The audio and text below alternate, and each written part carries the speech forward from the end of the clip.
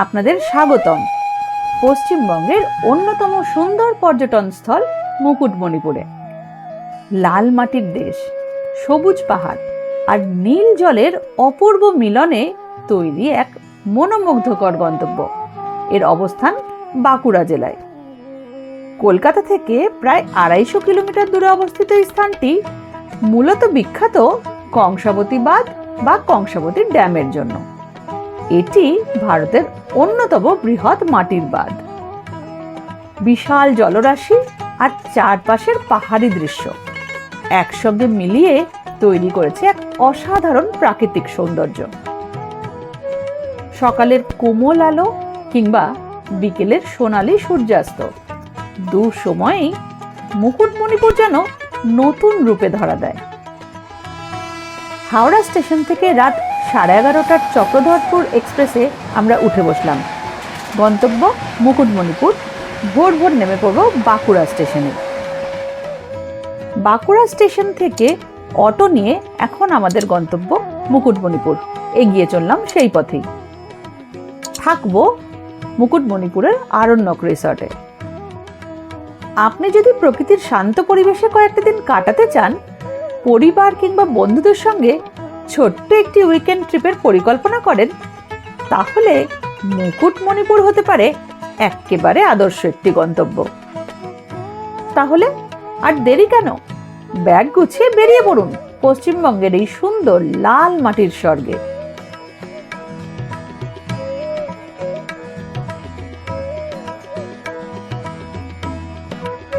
পৌঁছে গেলাম মুকুটমণিপুর আরণ্যক রিসর্টে।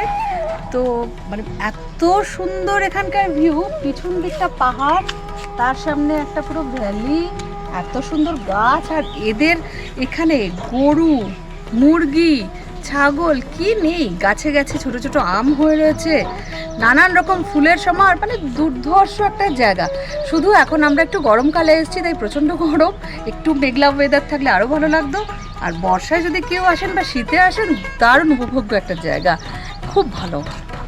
মুকুটমণিপুরে এসে যদি প্রকৃতির একেবারে কাছাকাছি শান্ত আর নিরিবিলি একটা জায়গায় থাকতে চান, তাহলে আরণ্যক রিসর্ট হতে পারে বেশ সুন্দর একটি অপশন। সবুজে ঘেরা এই রিসর্টে ঢুকলেই শহরের ব্যস্ততা যেন অনেকটাই পিছনে পড়ে যায়।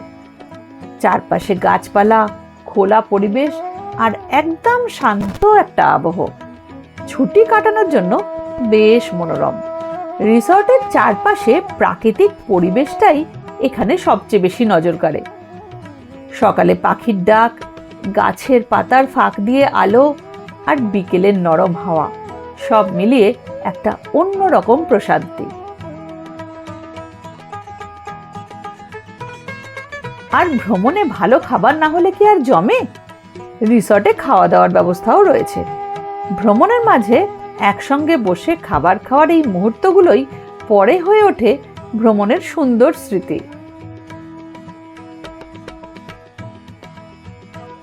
আনন্দকে সকাল সকাল এসেই আমাদেরকে দেওয়া হয়েছে চা বিস্কিট, এবং তারপরে এখন ব্রেকফাস্টে লুচি, সবজি, তার সাথে ডিম সিদ্ধ আর মিষ্টি।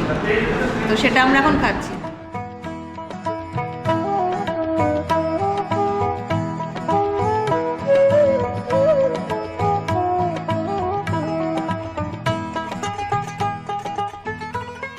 রিসর্টের ভেতরেও রয়েছে বেশ কিছু সুন্দর খোলা জায়গা। এখানে বসে গল্প করা বা পরিবারের সঙ্গে সময় কাটানো যায়। শুধু প্রকৃতির দিকে তাকিয়ে থাকলেও বেশ ভালো লাগে। তাই মুকুটমণিপুরে একদিনের কিংবা দুদিনের ছুটির প্ল্যান থাকলে থাকার জন্য আরণ্যক রিসর্টকে আপনার তালিকায় রাখতেই পারেন। প্রকৃতি, শান্ত পরিবেশ আর নির্ভেজাল ছুটি, এই তিনটে যদি আপনার পছন্দ হয়, তাহলে মুকুটমণিপুরের এই ঠিকানাটা আপনার ভালো লাগতেই পারে।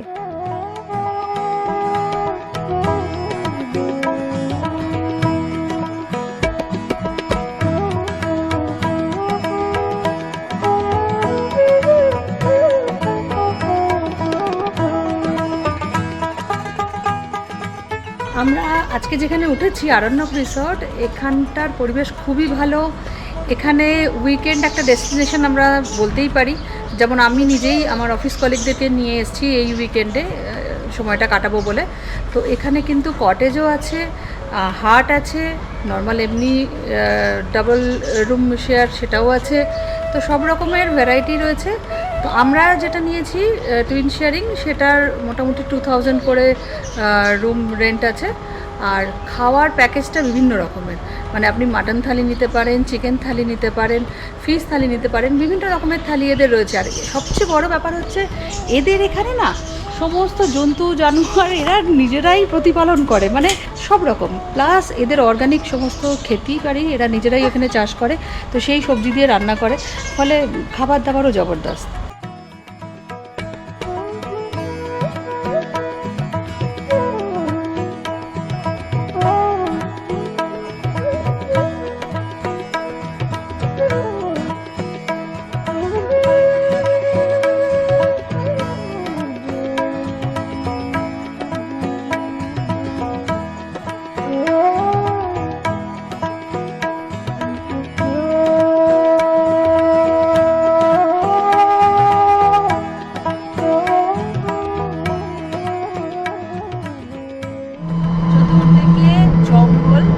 জঙ্গলের মাঝখান থেকে আমরা চলেছি। এখন ড্যামের জল প্রায় শুকিয়ে গেছে। তো আমরা যাচ্ছি পরেশনাথ মন্দিরের উদ্দেশ্যে, প্লাস আরও বেশ কিছু জায়গা আমাদের এই ভাই যিনি টোটো নিয়ে যাচ্ছেন, ওনার নাম আর ফোন নাম্বার আমি দিয়ে দেবো ডেসক্রিপশনে।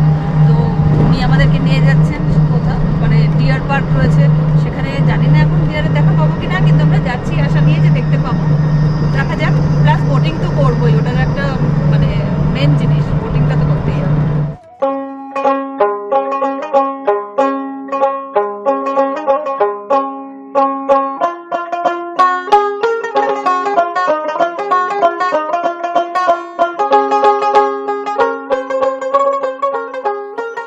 বাঁধের উপর দিয়ে হাঁটতে হাঁটতে চারদিকে শুধু নীল জল আর সবুজ পাহাড়ের মায়াবী দৃশ্য আপনাকে মুগ্ধ করবেই।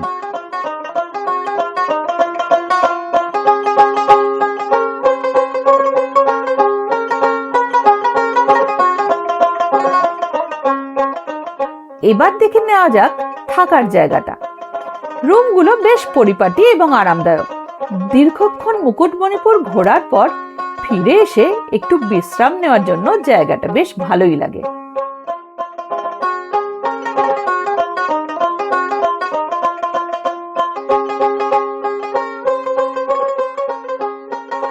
আমরা এখন লাঞ্চ খেতে চলে এসেছি। তো লাঞ্চে দিয়েছে ডাল, পোস্ত, একটা মিক্স ভেজ, বেগুনি আর পেঁয়াজ লঙ্কা তো আছেই, আর আমরা সাথে নিয়েছি মাটন। ওরা দুজন নিয়েছে দেশি চিকেন আর মা ফিশ।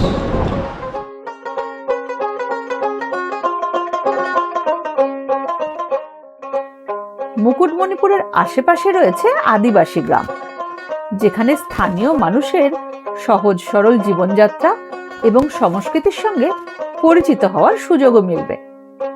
শীতকালে এই অঞ্চল আরও প্রাণবন্ত হয়ে ওঠে এবং পিকনিক প্রেমীদের ভিড়ে পুরো মুখরিত থাকে। এখন আমরা এসে পড়েছি মুকুটমণিপুরের কংসাবতী ড্যামে। এটা হচ্ছে ইন্ডিয়ার সেকেন্ড লার্জেস্ট একটা ড্যাম, মাটির বাঁধ। তো আমরা এখানে বোটিং করব। মেনলি কুমারী নদী আর কংসাবতী নদী, এই দুটোর সঙ্গমস্থল আমরা আজকে দেখতে যাব। তো 1 ঘন্টা 15 মিনিটের রাইড। তো অফ সিজনে এটা এখন আমাদের কাছ থেকে বোটের ফেয়ার চাইলো 1500 টাকা। তো আমরা সেটা এখন পেমেন্ট করছি। সিজনে হয়তো সেটার দাম আরও বেশি, ওনারা বলছিলেন 3700 এরকম হয়। তো আমরা এখন বোটিং করব এবং এনজয় করব এই ইভিনিংয়ের এই রাইডটা।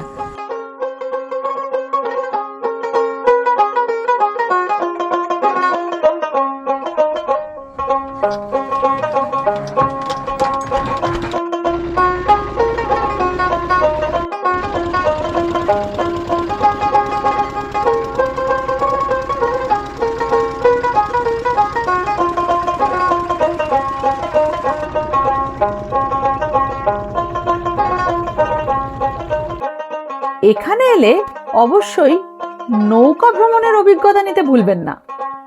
কংসাবতীর শান্ত জলে বোটে ভেসে চলার অনুভূতি সত্যিই অনন্য। নৌকায় বসে চারপাশের প্রকৃতি উপভোগ করতে করতে শহরের কোলাহল থেকে যেন অনেক দূরে হারিয়ে যায়।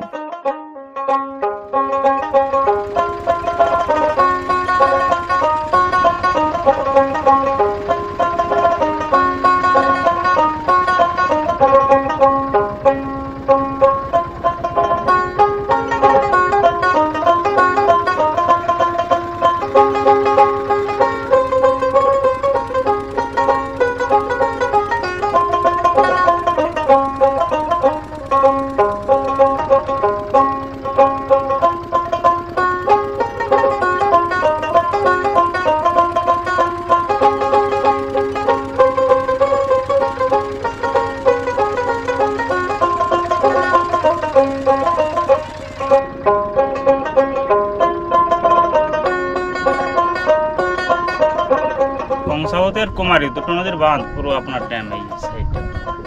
এটা কংসাবতী, ওই সাইডটা কুমারী নদী, দুটো নদীর মিলনস্থল এই জায়গা। কংসাবতী কুমারী, এই বাঁধটা 14 কিলোমিটার বাঁধ।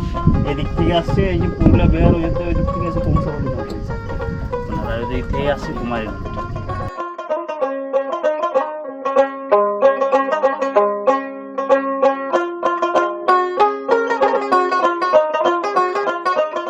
ভিডিওটি যদি আপনার ভালো লেগে থাকে তাহলে অবশ্যই একটি লাইক করুন, আপনার মতামত কমেন্ট করে জানান, আর এমন আরো সুন্দর ভ্রমণের গল্প দেখতে আমাদের চ্যানেলটি সাবস্ক্রাইব করতে ভুলবেন না।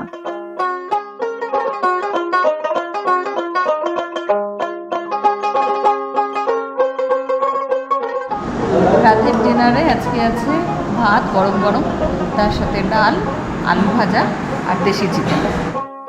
সারাদিন মুকুটমণিপুর ঘুরে ডিনার সেরে এখন আমরা বেরিয়ে পড়লাম হাওড়ার উদ্দেশ্যে।